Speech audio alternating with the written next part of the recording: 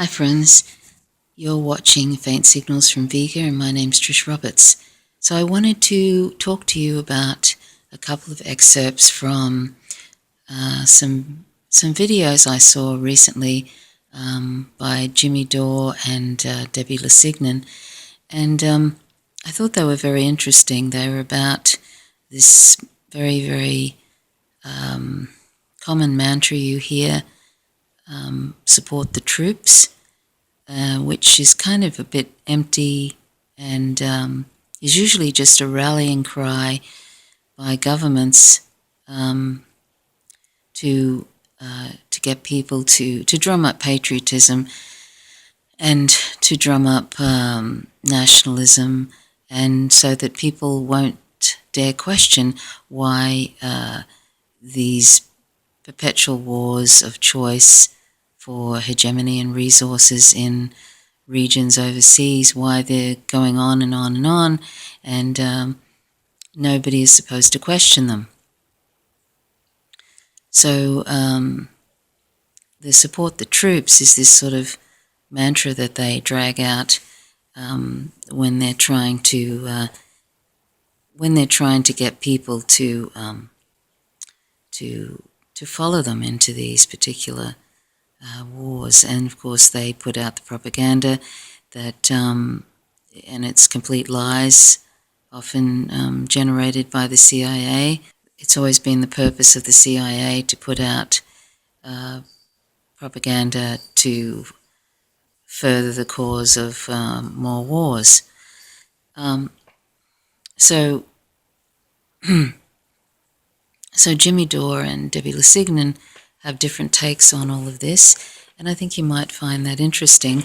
But also, I just wanted to say that in my country, in Australia, the governments always like to use the whole Anzac thing as a way of getting people to support war. It's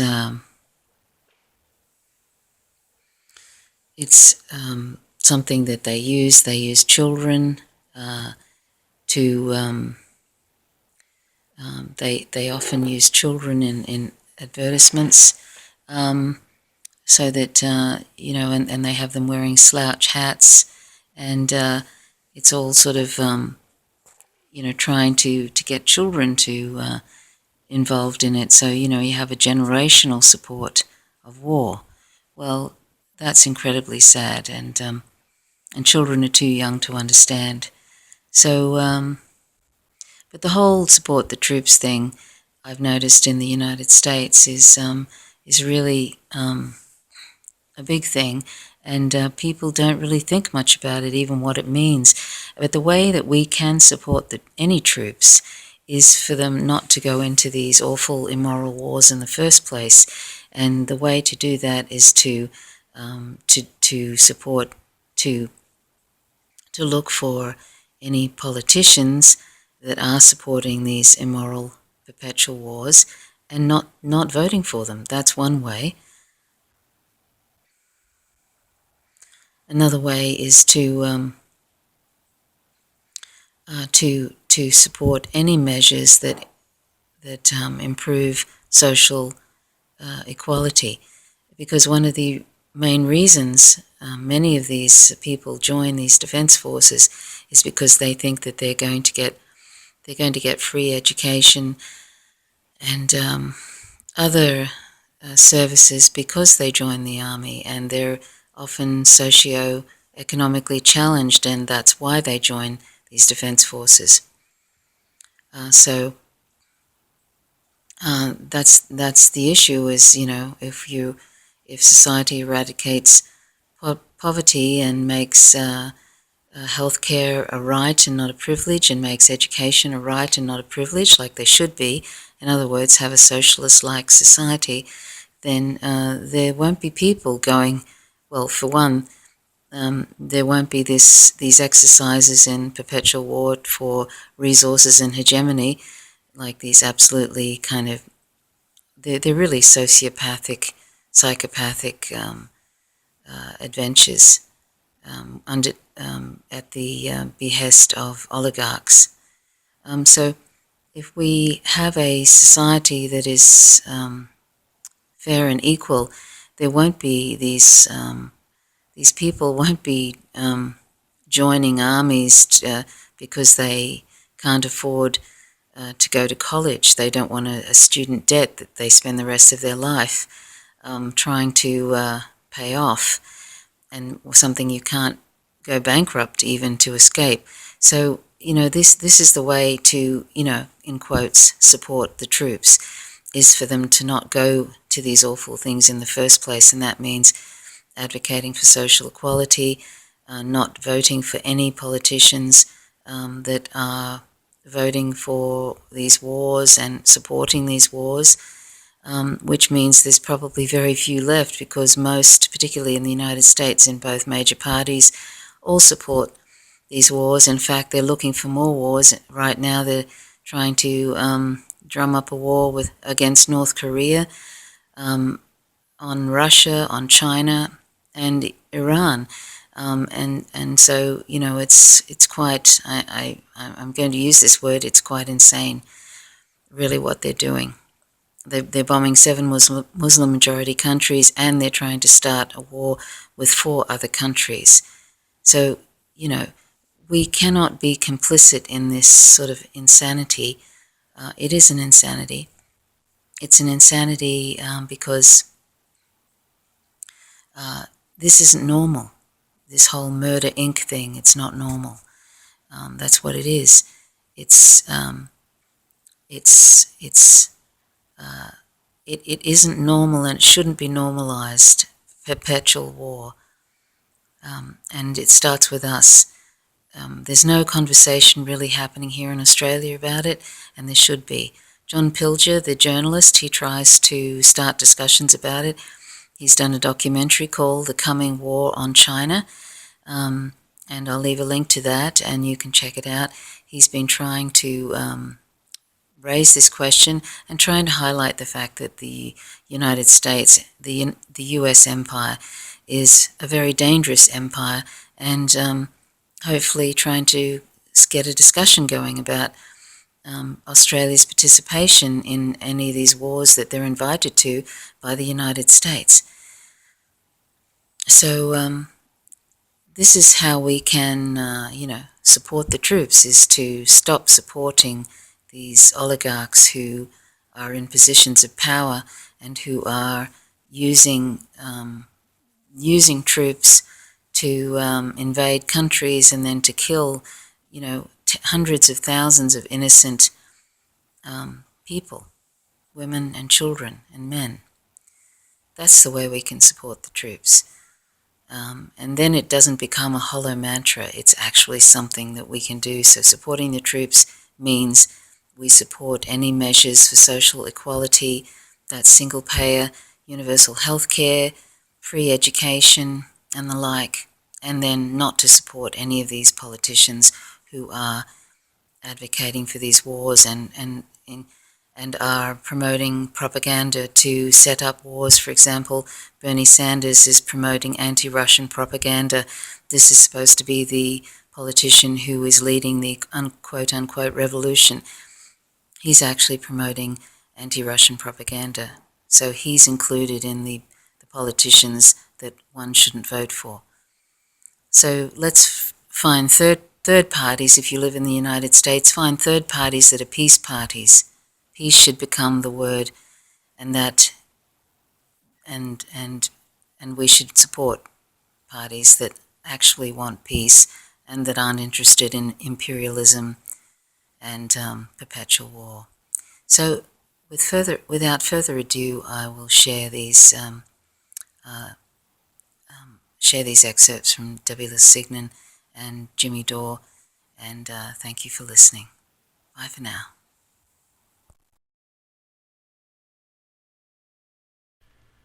Donald Trump gave his speech, State of the Union, and he did that thing where he points to a soldier or a soldier's family who's been killed or maimed in a pointless war somewhere. And it happened again, right? So there was, in Yemen, we've been bombing Yemen and cluster bombing them. and using drones and what have you. But this is Donnie Tonahan's called for a boots on the ground invasion, right, or operation. And so we had soldiers there, got killed. We also killed like 30 civilians, and an 8-year-old girl got shot in the neck. That's the sister. She's an American citizen. Also, her brother was killed by Barack Obama when he was 16. Targeted drone strike. So now Trump comes around and shoots his sister in the neck. 8-year-old. So like 30 civilians were killed. That's another video. We're going to talk about that in another video. But the point of this video is to show kind of how disgusting war propaganda goes, right? So that guy lost his life. A soldier lost his life in Yemen.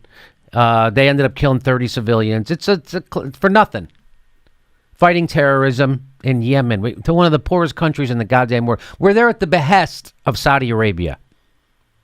Some of the most extreme, crazy people in the world. Saudi Arabia. Extreme theocracy. We're propping it up, always have. And we're in Yemen killing people at their behest. We are blessed to be joined tonight by Corinne Owens, the widow of U.S. Navy Special Operator, Senior Chief William Ryan Owens. Ryan died as he lived, a warrior and a hero, battling against terrorism and securing our nation.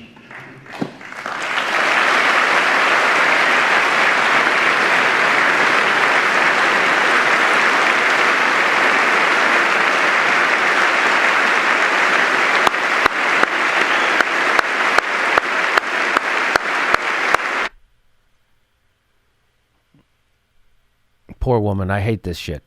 She's being used as a prop for more war. Just look at the pain that woman's in. Her whole life is gone. Her husband was killed for no reason in Yemen. And then she gets invited to come, and I don't even know what is this supposed to do for us? I know what this is supposed to do. I'm sorry. I know what this is supposed to do. This is supposed to make us not question war. Because you have to respect the soldiers and look at their family. Look at that woman's broken. This is what we do to people. And then we give them bullshit applause like this. Hey, I'm saying respect this woman. I'm saying respect her husband and their sacrifice. I'm saying using them as props like this has got to stop. We've got to stop doing this. Because this is frickin' gross. And instead of using her example for getting us stop doing this stuff, they're using this. Trump went on to propose $54 billion more spending on bombs and killing people. Not on education, not on healthcare, not on roads and bridges, not for medicine, not to help the refugees we created. No, 54 to go kill more people for no reason. He made that comment about how we need to, quote, start winning wars again, too. He added that part.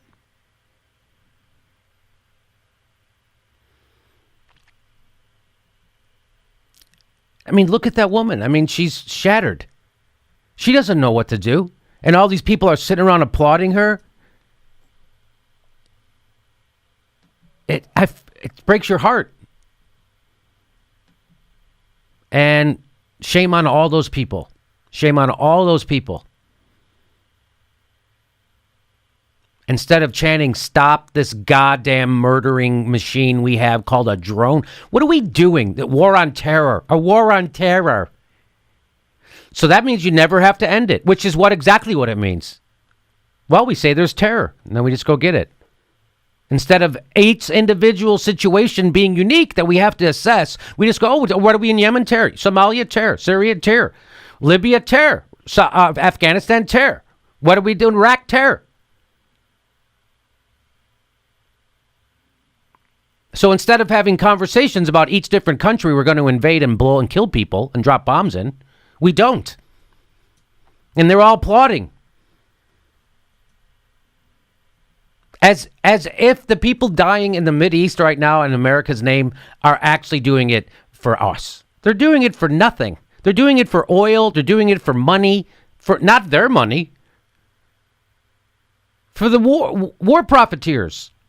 That's what they're doing it for. Non-stop. We've been in Afghanistan now 15 years. 16? 15 years. That's like a generation. That war's going to get retired soon. A couple more years, that war's going to get Social Security. What are we fucking doing? How many more women have to look like this? They have to be shattered. She's shattered. And everybody's making themselves feel good by applauding for her. Ugh.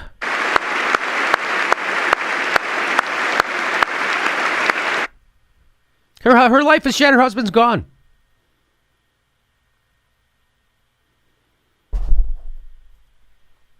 And of course, the media says that they'll never say stop doing that. Chris Matthews, Rachel Maddow, Don Lemon, Jake Tapper, nobody will come on and say stop doing that. That's gross and bullshit, and that's exploitive. And when are we going to stop these fucking wars? News people will never say that shit. So here's Katie Tour's tweet at the top. She said about that moment, what the president did with Owen's widow was capital P presidential.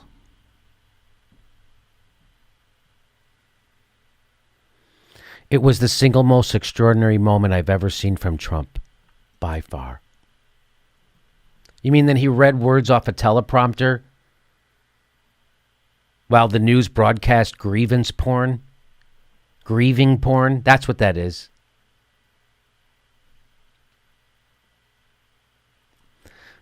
Jake Tapper, he became president of the United States in that moment, period. Jesus Christ. Ugh. Because he ordered a raid on one of the poorest countries in the world that ended up killing 30 frickin' innocent people and soldier.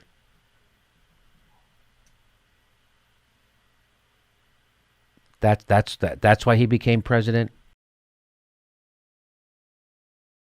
So here's another guy. Here's another real soldier. Get the camera off this poor woman, for fuck's sake. Oh. Brandon Friedman, another. Trump speaking for the dead Navy SEAL just now is one of the worst things I've ever seen.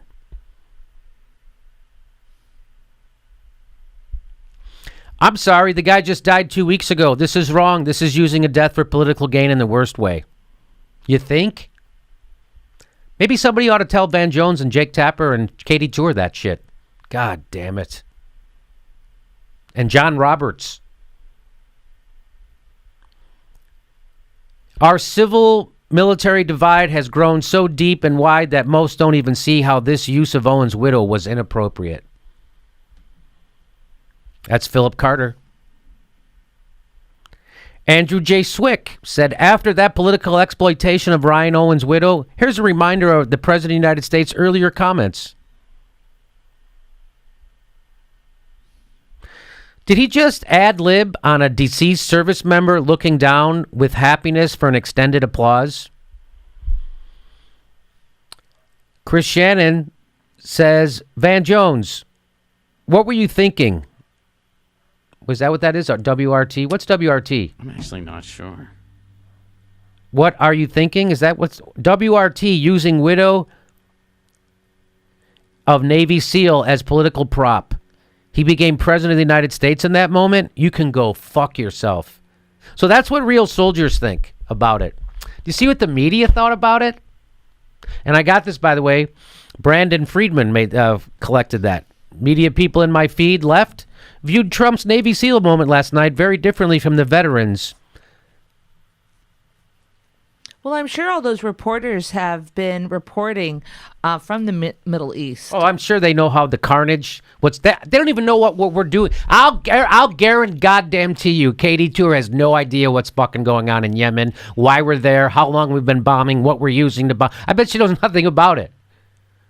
But she sure knows that Donnie Trump, man, boy, he's a really good president. He really became. That's a great thing. Ugh.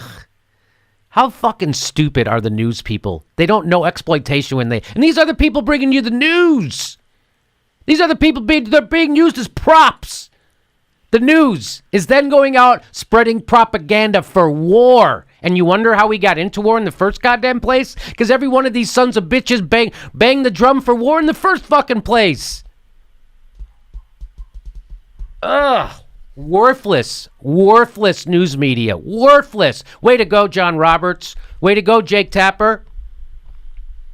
You will never have the balls to call that out for what it really is. Soldiers will call it out, but the news media will again lie to their own viewers about what it really is.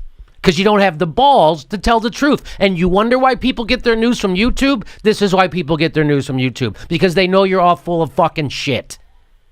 In the tank for the military-industrial complex. There isn't a war you guys never liked. You all like them all. And right now, you're all banging the drum for World War III with Russia. Way to go.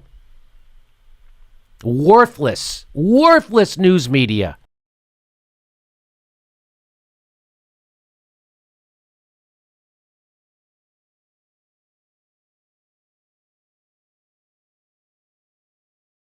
For 7 years, this group of Veterans for Peace is one of my absolute favorite groups. It is a group that advocates the end to the insanity of these preemptive wars of choice fought on propaganda and lies. And, there's what is so disgraceful is the military. The way that you honor the military is not to feature their widows in State of the Union speeches, to elevate the patriotic fever around our illegal wars of choice on lies. The way that you respect the military, the way that you respect veterans, is you ensure that you stand up so that our government never misuses them, so that they are never sent into harm's way on lies and fabrications and propaganda. And when you stand to oppose unnecessary wars that forces them to be basically committing criminal acts, because if they are sent over to Yemen and Syria and all of these endeavors in the Middle East that are not fought for the reasons that the government lies to us that they are fought for, they are forced into an absolute horrific position of having to be attacking innocent people who pose us no threat. And the way you honor veterans is you fiercely roar back and say, you are not going to use our military that way. That is how you honor veterans. You know, there is nothing more respectful of veterans than to make sure that they are not misused. And and I'm saying this because for far, far too long, what is considered respectful of veterans is giving lip service and saying, thank you for your service. That isn't fighting for our veterans or respecting our veterans. That is staying silent in the way that our government mistreats them and misuses them. It needs to end. I'm not going to put up with that psychological manipulation that they do. So this is really shameful that they don't allow this group. And isn't it interesting? Because when they talk about war, right? Isn't it to bring peace? Isn't it to bring democracy, free people from oppressive leaders and dictators? Yet they don't want the word peace associated with veterans. Interesting. But of course we know that's not the real aim of these wars that we are fighting criminally.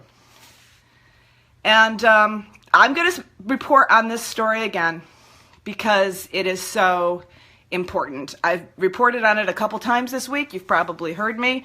But as I speak often about the symbiotic dysfunctional relationship between the Republican and the Democratic Party, the good cop to the bad cop. The one, they are, each now functions in a way that is necessary for the other's survival. And they keep themselves propped up by scapegoating the other party for the crimes that they both commit. That's how the Republican and the Democratic Party work. And this, I think, is such a core example of what I'm talking about today, and this phenomenon, the symbiotic, grotesque dysfunction of how these parties of the corporate state and the military-industrial complex work. Democratic ex-Dove proposes war on Iran. The fact that a resolution was introduced earlier this year, HJ Resolution 10, authorization of use of force against Iran resolution, and the fact that the majority of the American people have no idea that this has been introduced, that a Democrat, a former Democratic Dove, put a preemptive war of choice on the table on a illegal and criminal premise that the United States now can go to war against a suspected possible future threat. The Bush Doctrine, which Obama indoctrinated with Libya and Yemen and Syria and all the rest. It is stunning. It is stunning that the majority of the American people do not know that this even has occurred. This should have been headlines everywhere. And when we have, I'm looking all around Facebook and Twitter and the social media platforms and so many other social media groups that are talking about Trump's tax return and Rachel Maddow and bickering about the most petty of things. Joint resolution to authorize the use of the United States Armed Forces to achieve the goal of preventing Iran from obtaining nuclear weapons. Iraq war redux in Iran. Iraq war redux in Syria, and we now have regular ground troops. We are now in a war. We have ground troops in Yemen. And Iran is a domino that you do not want to push over. These lunatics and they're hubris. Iran, if you bring Iran and Syria into it and you escalate this to full-out war, what is going to happen is you are going to have the alliance of Iran, China, and Russia. All right? You can't be going over there and starting all these wars and expect these other countries where we're threatening their borders. Can you imagine? We talk about Russia being danger to us. Has Russia aligned all kinds of ground troops along our border? Who's instigating what? Who is instigating what? It is absolutely obscene what we are doing. And the reason that they want a Democrat to be introducing a resolution to be starting war with Iran is the fact that they want to sell another war. The Democrats are just as much of a war party as the Republicans. Now, what would happen if Donald Trump started a war with Iran? What would happen if the Republicans started a war with Iran? When the whole Democratic Party line is we have to fight everything Trump does, we have to fight everything the Republicans do, right? That's what we got to do. And the fact is, they need a Democrat in there to put this resolution on the table because the corporate media on the left can't sell a war. How can they sell a war if it's Donald Trump introducing it? Oh, no. We need to get a resolution from a Dove to start preemptive war, Iraq war redux in Iran now. This is what they do. The wordings of Hastings' bill perpetuates dangerous myths about the nature of Iran's nuclear problem that have been thoroughly investigated and debunked after decades of intense scrutiny by experts. from the U.S. intelligence community to the International Atomic Energy Association. As former IEA Director Mohammed El-Barbardi explained in his book, The Age of Deception, Nuclear Diplomacy,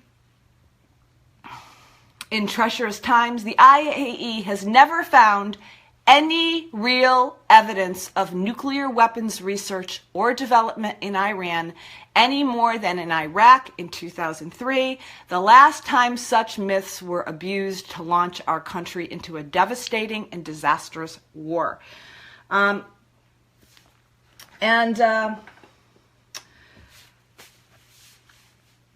Why this is so important is Iran has been the next piece in the puzzle for a very long time.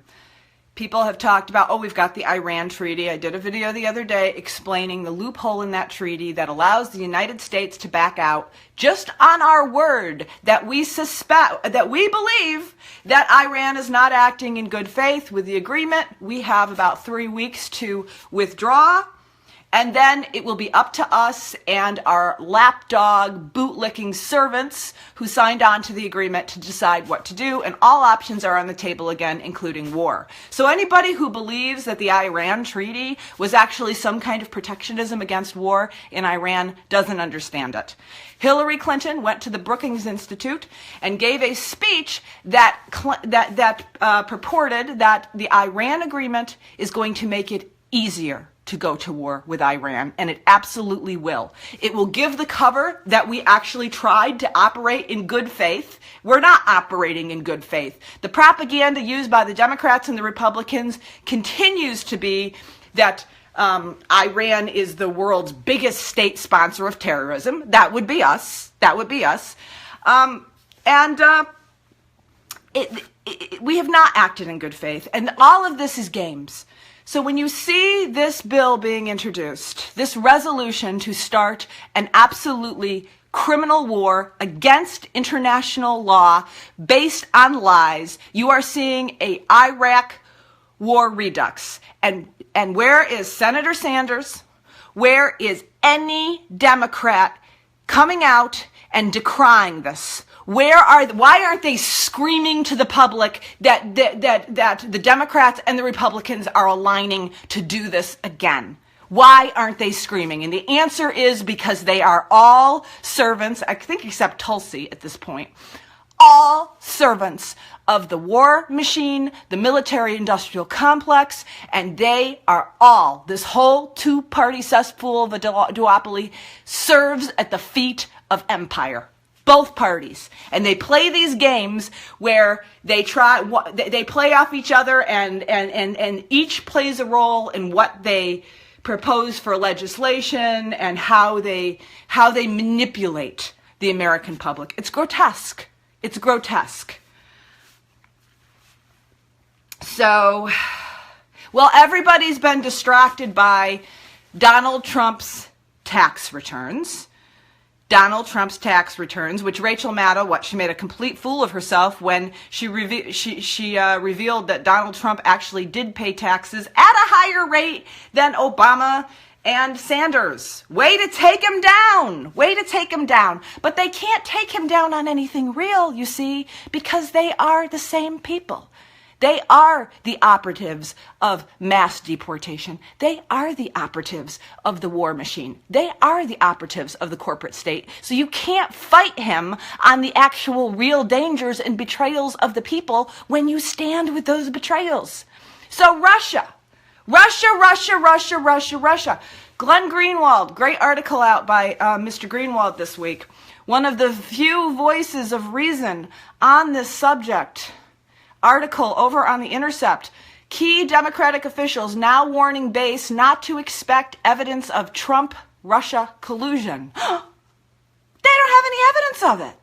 Can you imagine? Key Democratic officials now warning base not to expect evidence of Trump-Russia collusion. They made it up. I've been telling you that they made this up since July. This whole story was to deflect from the fraud that was committed in the 2016 Democratic primary election, and it was to elevate language that would escalate the military-industrial complex's hard-on for another Cold War and maybe hot war with Russia. That's what it was about. And we have had no dialogue from Senator Sanders, who mouths the lies, to the vast majority of Republicans who mouth the lies, to the neoconservatives they stand with who mouth the lies, Lindsey Graham, John McCain, the majority of the Republican classic neoconservative war hawks who mouth the lies.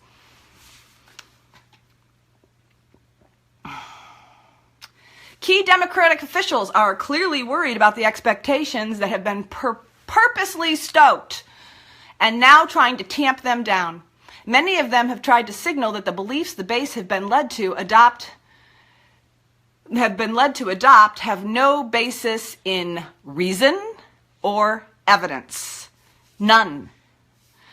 The latest official to throw cold water on MSN-led circus is President Obama's former acting CIA chief, Michael Morell. What makes him particularly notable in this context is that Morell was one of the Clintons' most vocal CIA surrogates. In August, he not only endorsed Clinton in the pages of the New York Times, but also became the first high official to explicitly accuse Trump of disloyalty, claiming, "In the intelligence business, we would say that Mr. Putin has recruited Mr. Trump as an unwilling agent of the Russian Federation." But now he says, this man has gone from saying, in the intelligence business, we would say that Mr. Putin has recruited Mr. Trump as an unwitting agent of the Russian Federation, to saying, this is what he says now, and this is one of the biggest CIA purporters of this lie. On the question of Trump's campaign conspiring with the Russians here, there is smoke, but there is no fire at all, he said. And there's no little campfire, there's no little candle, there's no spark, and there's a lot of people looking for it. And why is this important? People are like, why are you still talking about this? I'll tell you why I'm still talking about this. Because this has been the main corporate media manipulation, which I hear in coffee shops, and I hear in bars, and I hear in mainstream people who have bought into this dangerous lie about Russia, that the corporate media, NPR, PBS, and the entire media that the majority of the people consume in this country talk about 24/7, and they believe the Russia lie. 50% of Democrats believed in that Russia actually interfered in flipping votes and hacking into our election. 50%. Do you know why I'm talking about it? Because somebody needs to counter it. Somebody needs to offer some kind of alternative about it. All right? Somebody needs to get information out and links out and sources out that people can share to stop this insanity, because it has been a mass brainwashing campaign. That's why I talk about it. I talk about a zillion other things. I talk about the military buildup and the empire and the wars and all of the rest. I talk about it all. But the reason I talk about this so heavy is because there is near silence. There is near silence in the propaganda. There's near silence on it.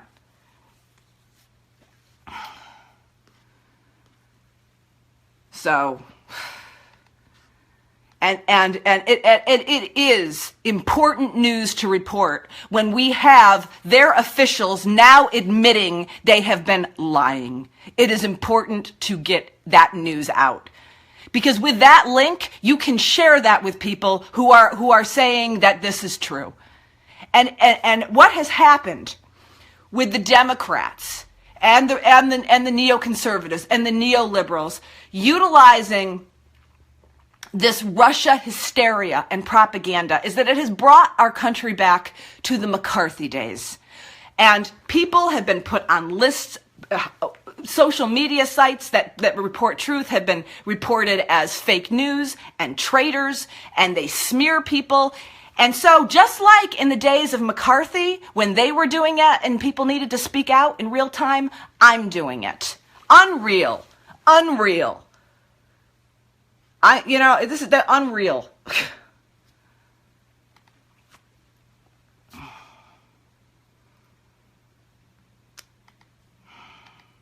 Other headlines this week. Interesting headline from Julian Assange.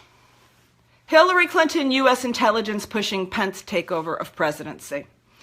WikiLeaks editor Julian Assange has claimed that the CIA is hoping to impeach President Donald Trump and replace him with a war hawk, Mike Pence, in order to continue their policy of endless warfare. He has also claimed that Hillary Clinton is pushing for the same outcome. Well, this would be in tandem with their language of constantly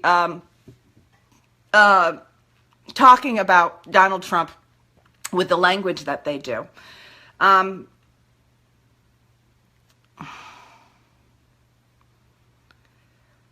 So it's going to be interesting to see. It's going to be interesting to see if what direction that the Democrats and the neoconservatives, because what's really interesting about this whole thing with Trump is the people who have been trying to bring him into line make sure that he is with their stance on Russia, have been both Republicans, neoconservatives, and Democrats. It's been a coordinated campaign. Bernie Sanders has mouthed the exact same propaganda as John McCain and Lindsey Graham on the Russia lie. They've all been mouthing it. And so this article purports that Assange is claiming that they want to do this to ensure that someone who is more in line with their war policies is put into the highest position and they can move forward. I don't see how Donald Trump is even being an impediment to it, because he is putting in people in his administration who I've been highlighting in recent videos, people who are totally on board with the CIA's position on Russia.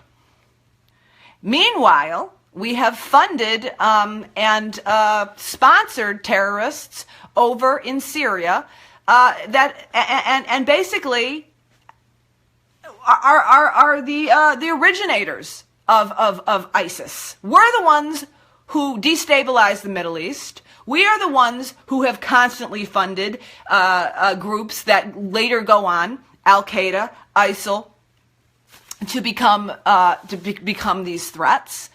It's so obscene. It's so obscene. And the reason I wanted to bring this case up is that this is the kind of propaganda and threat that they manufacture in a war that is not based on the true threats. Because we don't fight wars to actually protect our security. Our wars that we have fought have completely destabilized and made the world less safe. Within the trillions of dollars we have spent, we have toasted the Middle East. We have enacted mass terrorism against innocent people. We have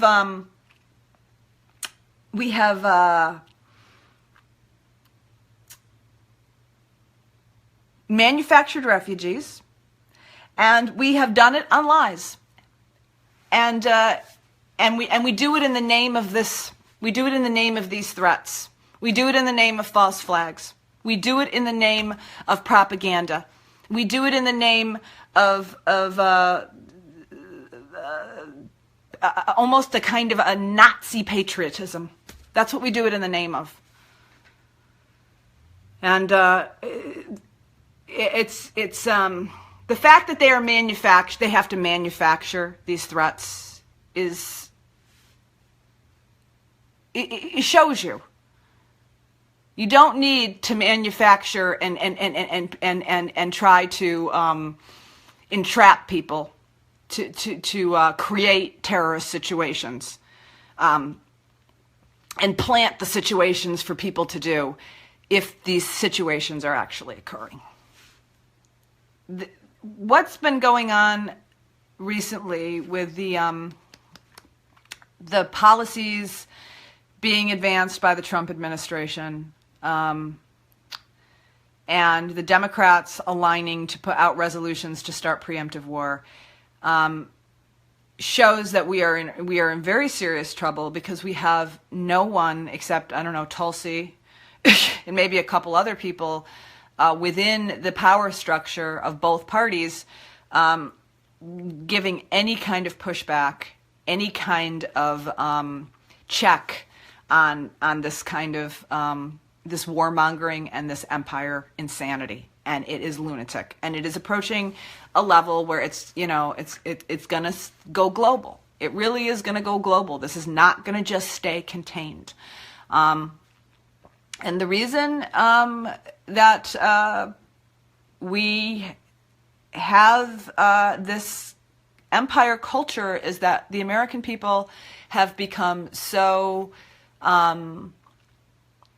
brainwashed to it, so numb to it, and it's something that doesn't even appear on our radar when we're talking about what is required for our support in politicians. We have got to stop supporting politicians of empire. There's something really, really disturbing. I have said it a million times, and I'm going to say it again. There's something really, really disturbing when a war propaganda artist who went around for 4 years trying to sell lies and rhetoric to basically start another war in Syria, Iraq war redux in Syria, is considered a suitable progressive representative for the DNC chair. How is that acceptable? How is that not a baseline deal breaker? Somebody who goes around and lies to sell propaganda to that when those policies are initiated, kill people, innocent people, Muslims. How is that? How can you reconcile? How do you reconcile supporting that and then being against Muslim bans? How do you reconcile you can support a politician who is a salesman of war and on propaganda with neoconservative language, and then act outraged? And even when people are informed, I got in so many debates, we'll call them, with people who said, well, that's the best we've got, so we've got to go along with that. That's the best we've got? And people talk about getting progressive change. What progressive change are you going to get when your baseline, because these things that you say aren't deal breakers become your base level of what you're willing to accept. It becomes your base level of, so what you're saying when you say that is, I will support politicians who will lie to start wars, and that's not a deal breaker for me. I will support politicians who utilize neoconservative propaganda to initiate violence, and that's not a deal breaker for me. And so your level of compromise is wholesale sellout. And I've said this again and again, but it's not the Republicans or the Democrats, it's us, because we're fine with this. We establish, the politicians show us what they will do, and then when we put up with it and we rationalize it, when you excuse that, you are saying basically, this is the level of compromise I'm willing to accept. Barack Obama, $8 billion signed into law, cutting of food stamps. Barack Obama, 2 wars to 8 wars. Barack Obama, 2.7 million people deported. Hillary Clinton advocating for 90%, 95% of the policies of Donald Trump. That is your starting point. This is what I consider to be where my negotiation point starts. My negotiation point is wholesale sellout. My negotiation point is wholesale sellout. That's where I start. Wow. And we wonder why we have a country like this. And I am really just disappointed, because I just see so many, I see the majority. I see the majority of progressive or alternative media groups, outlets, and political organizations and fundraisers. This is their starting point. Because their politicians they support, the vast majority of these people, shouldn't be considered as acceptable. But they're going to work to get people like this in and then act as if they're going to get progressive change or populist change or real change. That's, I mean, outside of the argument of what party to do it with, when you start at a point of these levels of betrayals and insanity being something that you will accept, what kind of change are you going to get? I'm ranting, but it's just surreal, because the level of integrity that is going to be required is going to have to come from the people. It's going to have to come from us. And empire's got to be a deal breaker. Lies and propaganda to support the military-industrial complex has to be a deal breaker. Bernie Sanders lying about Russia should be a deal breaker for you guys. I'm sorry. How do you rationalize?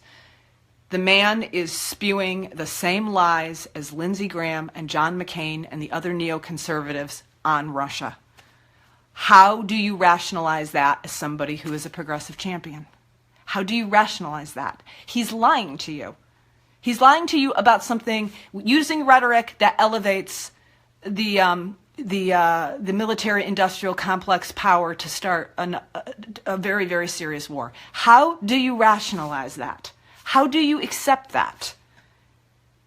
When Sanders starts utilizing language that covers the fraud of the Democratic establishment, what more evidence do you need to understand that he is a servant of that?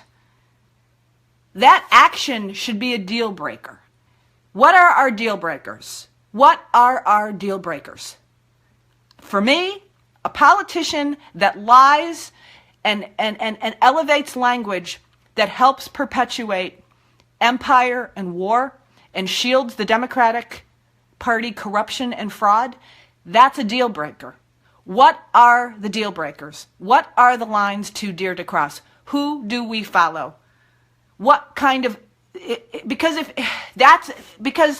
you know why I go after Bernie Sanders? Because he is considered the pinnacle. He's considered the pinnacle of progressive leadership. So your progressive leadership voting for two of the Trump's worst cabinet appointments, lying about the election fraud, covering the corruption and fraud of the Democratic Party, endorsing the worst corporate Democrats in the party as the best people to lead the party. Is that the baseline for that you think is good to start with for somebody who's going to be a populist leader? Is that the baseline? Is that our level? Is that our level? Really? Okay. So you start with somebody who will lie to advance war. You start with somebody who will lie to cover up election fraud and corruption. You start with somebody who endorses fraud and corruption. You start with that. That's your leader. That's your leader. That's where you start. Those are your starting points. But maybe you'll get single payer. Right. Peace out.